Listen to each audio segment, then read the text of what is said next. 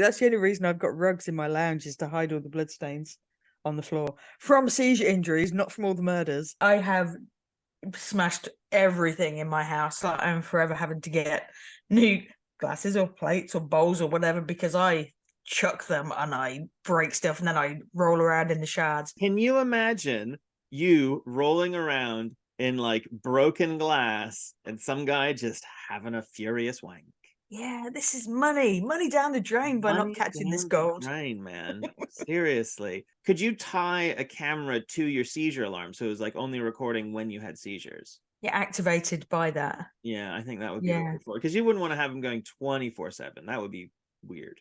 Or what if you became a live streamer, right? And people do, they'll just sit and crochet and like talk to the camera or whatever.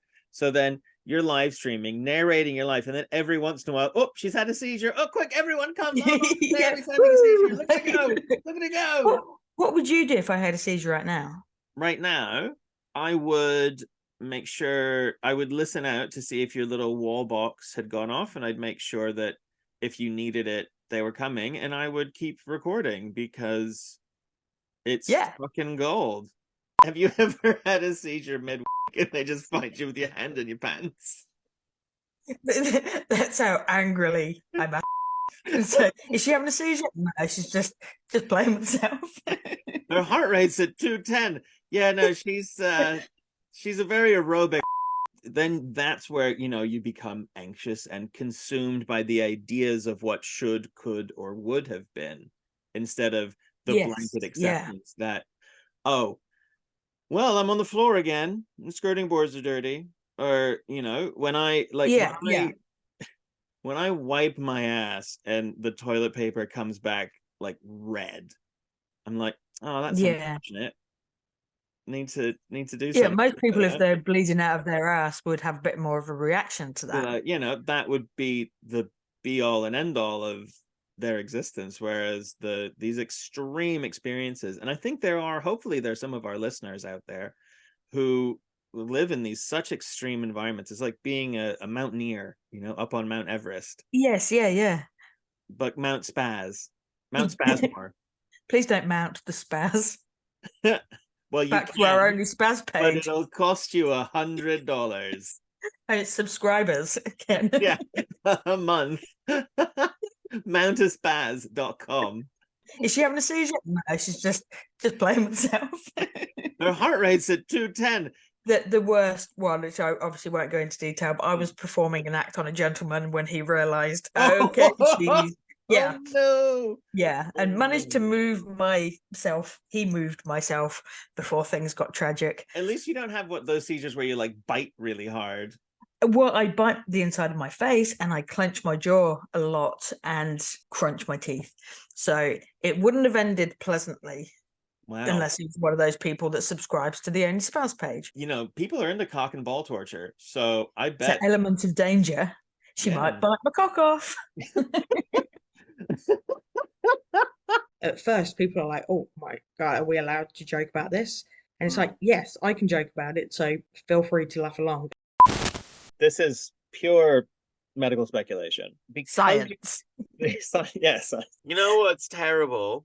Everything. Because it was happening so regularly, I spoke to my neurologist about getting not quite a DNR, like the do not resuscitate, but something along the lines of, if they turn up and I'm not actively dying, if I'm just spazzing, then I'm not injured or anything, I'm just having a bog standard spaz.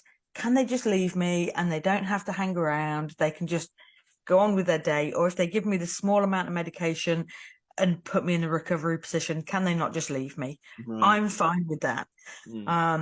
But then, I said, if I sign something saying that's fine, that lets everybody off the hook.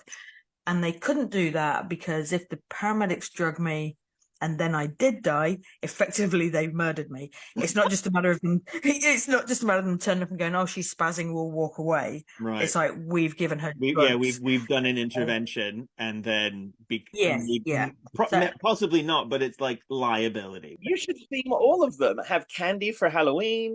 You could holiday themed seizures. Holiday themed seizures. And for Halloween, I'll just release handfuls of ghosts. after last week being really bad, I took my alarm off for about 4 days because I just couldn't handle. It's like it's weighing up. If I injure myself, that's fine. I just can't handle another visit. Yeah. And it's the chip on my shoulder about the judgment, because I mean they're generally fine. Obviously there's going to be a judgment, and I don't know what they talk about in the staff room, and they probably slate me, and that's kind of tough shit, and I have to just accept that. But sometimes it gets too much for me to be able to get over myself and just keep my alarm on, and gives everybody a break. And I mean, to be honest, like most of the time from a seizure, most of the time I'm not going to die.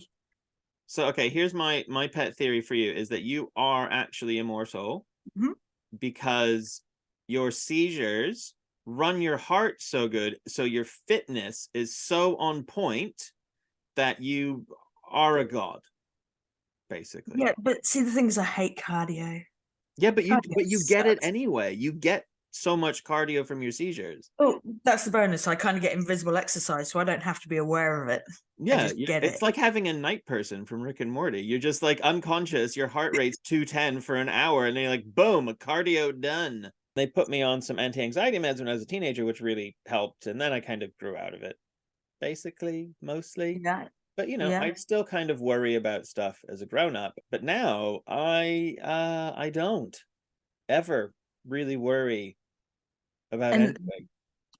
Right. And why is that? Because most people have an amount of anxiety. Why don't you give a fuck? Because I've seen death. Do you? Do you give a shit about anything? No, I mean, I get depression. But most things, I mean, you'll probably relate, is my coping mechanisms and toolbox of skills is huge.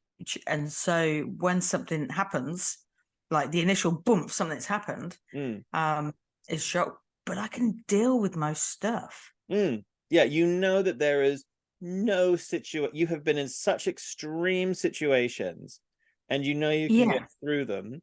Rachel, my wife, has said to me that I am not allowed to die first. She has to die first, and then I'm allowed to die.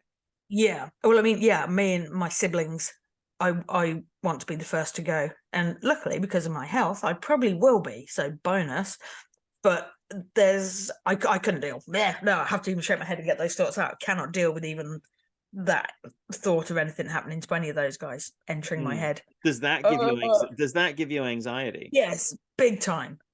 So you have the anxiety about your relatives dying, but that personal anxiety of like, oh, something's going to happen to me is the part that you're on, because everything's happened to you.